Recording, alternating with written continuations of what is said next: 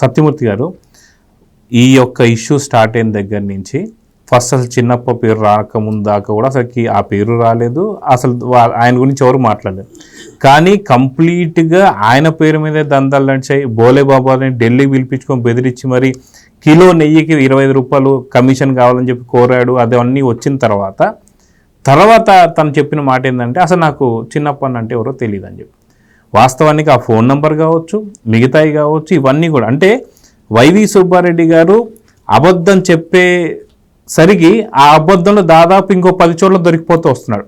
అదిగాక ఆ వెంకటేశ్వర స్వామి దగ్గర ఆడుతున్నటువంటి అబద్ధాలకి కంప్లీట్ ఈరోజు పూర్తిగా నగ్నంగా కనిపించేస్తున్న వైవి సుబ్బారెడ్డి గారు. ఎలా చూడాలంటారు దీన్ని?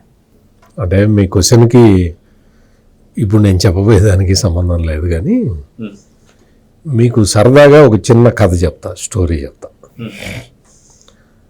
ఈ మధ్య ఒక 2-3 రోజుల నుంచి ఒక వీడియో బాగా సర్క్యులేట్ అవుతూ ఉన్నది. ఆ వీడియోలో ఎవరెవరు కనపడతారు అంటే ముందర పాత్రధారులు ఎవరు కనపడతారో చెప్పి తర్వాత వాళ్ళ డైలాగులు చెప్తా. పాత్రధారి నెంబర్ 1 చిన్నజీయర్ స్వామి కనపడతాడు. పాత్రధారి నెంబర్ 2 వైవి సుబ్బారెడ్డి కనపడతాడు. పాత్రధారి నెంబర్ 3 వైవి సుబ్బారెడ్డి సతీమణి స్నేహలతారెడ్డి ఉన్నారు, ఆమె కనపడతారు. ఇంకొక 2 ఉన్నారు, వాళ్ళు ఎవరో నాకు తెలీదు. వాళ్ళు మాట్లాడుకుంటూ ఉన్నారు. అంటే సుబ్బారెడ్డి భార్య అంటే జగన్మోహన్ రెడ్డి పిన్ని, వాళ్ళ అమ్మ విజయలక్ష్మి వాళ్ళ చెల్లెలు, సొంత చెల్లెలు.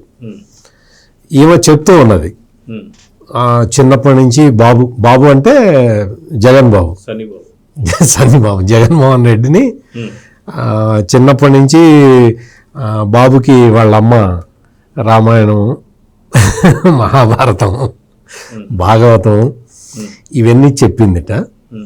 ఆయన అన్నీ ఆకలింపు చేసుకొని ఆయన రకరకాల క్వశ్చన్లు అడిగేవట వాళ్ళమ్మని.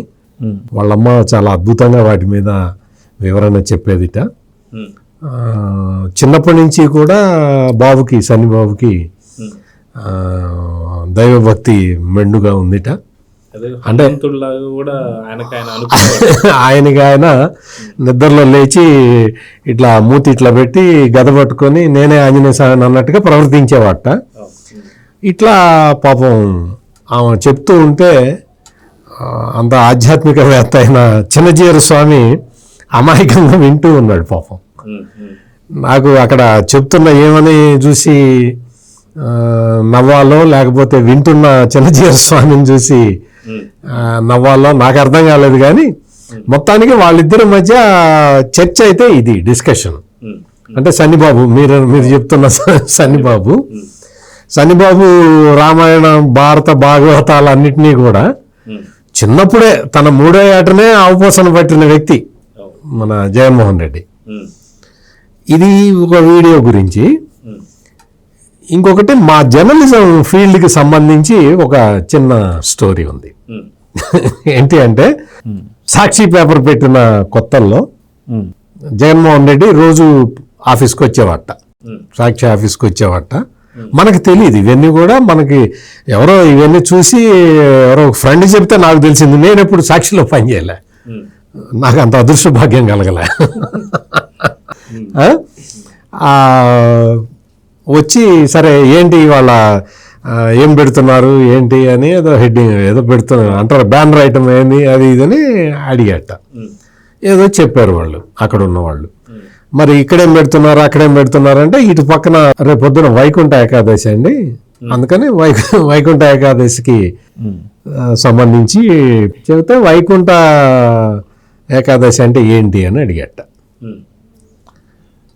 అంటే మరి అప్పుడు మరి చిన్నప్పుడే మూడో ఏటనే భారతం, రామాయణం, భాగవతం అన్ని వాళ్ళ అమ్మ చెబుతుంటే విని తనే ఒక ఆంజనేయ స్వామి లాగా ఫీల్ అయిన వ్యక్తికి మరి ఇదెందుకు తెలియదో నాకు అర్థం కాల.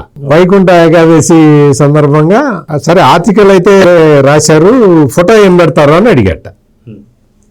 అడిగితే ఇదిగో ఈ ఫోటో అండి అని చెప్పి ఫోటో తీసి చూపించారట. వైకుంఠ ఏకాదశి రేపు అంటే ఇవాళ ఏం ఫోటో పెడతారు, ఏదో విష్ణుమూర్తి ఫోటో, ఆయన అట్లా శేషపానుగు మీద పాలకడల్లో పడుకున్న ఫోటో పెడతారు జనరల్గా. ఆ ఫోటో చూపించారట. చూపిస్తే ఇదే ఈ ఫోటో పెడతారా అని అడిగట. ఆ ఫోటో ఏంటి అని కూడా అడిగి ఉంటాడు బహుశా. నాకు చెప్పిన వ్యక్తి కొంచెం మొహాట పడి అంతవరకు ఆగి ఈ ఫోటోనా అన్నాడు అని చెప్పాడు. ఈ 2 ఎగ్జాంపుల్స్ ఇప్పుడు చెప్పినవన్నీ ఆ వీడియోలో వీడియో వాళ్ళే సర్క్యులేట్ చేస్తున్నారు. ఆ వీడియోలో ఎందుకు చేస్తున్నారు?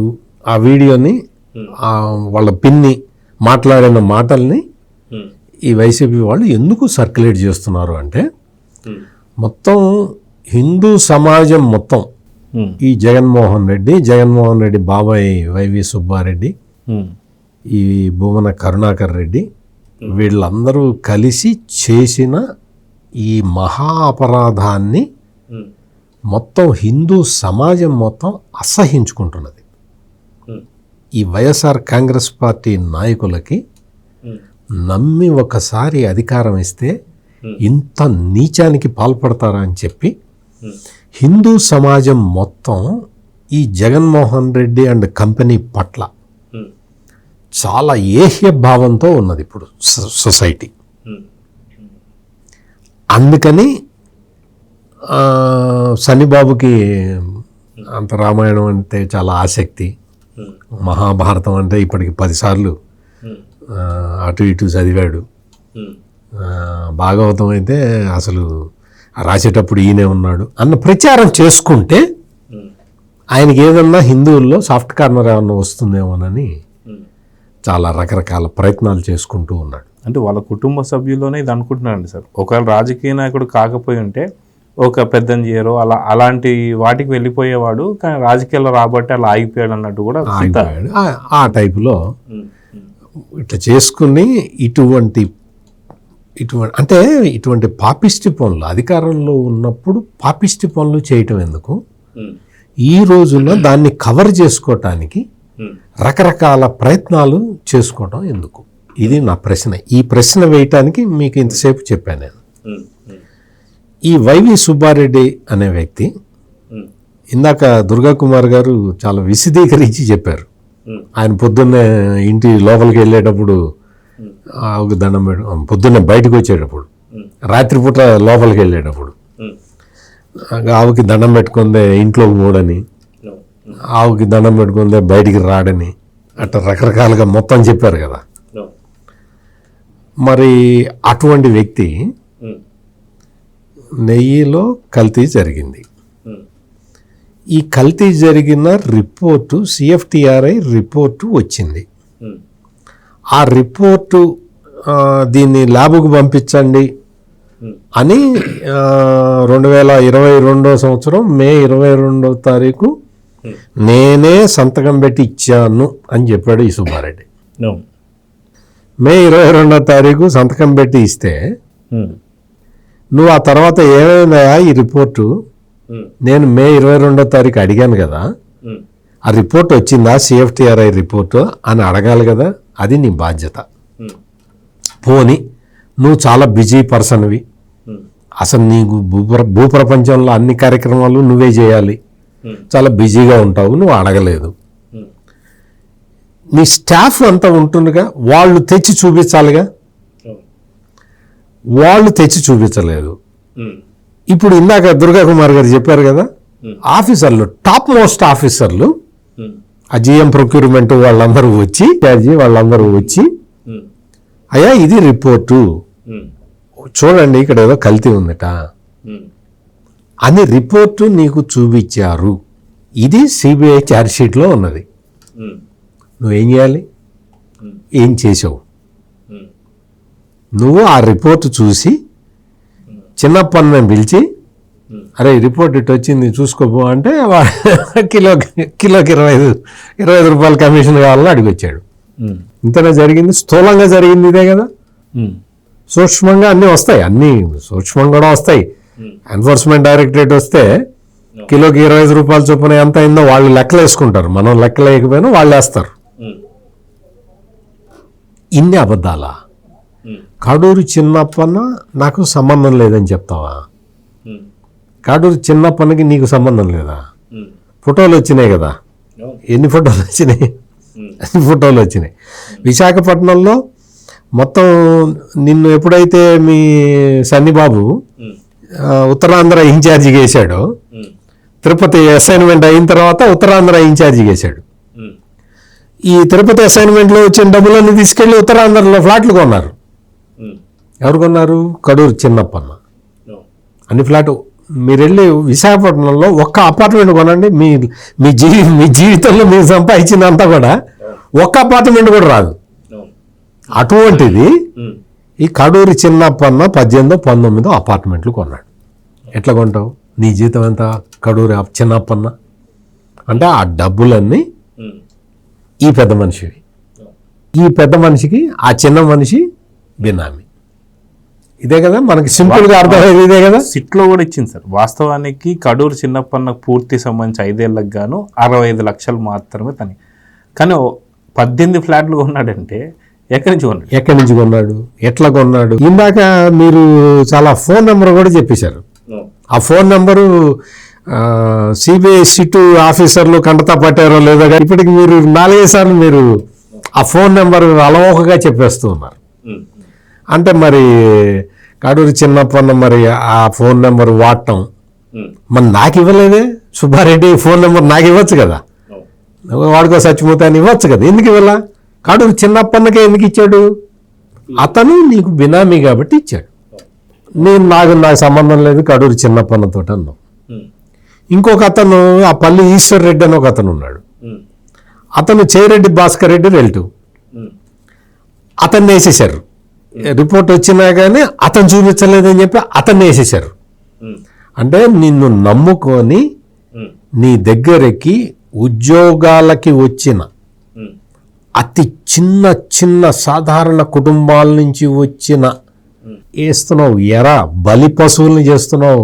ఏ రప్ప కొట్టుకోండి, ఇగో పల్లి ఈశ్వర్ రెడ్డి వేసుకో, కాడూరి చిన్నప్పన్న ఓ, ఆ హర్నాథ్ రెడ్డి ఓ, మొత్తం నిన్ను నమ్ముకొని నువ్వు టీటీడీ చైర్మన్గా ఉన్నావని ఏదో ఉద్యోగం వెతుక్కుంటూ వచ్చిన వాళ్ళందరినీ ఈ రోజున బలి పశువుల్ని చేసి సిబిఐ ఛార్జ్ షీట్లో వాళ్ళ పేర్లు వచ్చేలాగా చేసుకొని నువ్వు బొమ్మన కరుణాకర్ రెడ్డి సేఫ్ అయిపోయారు.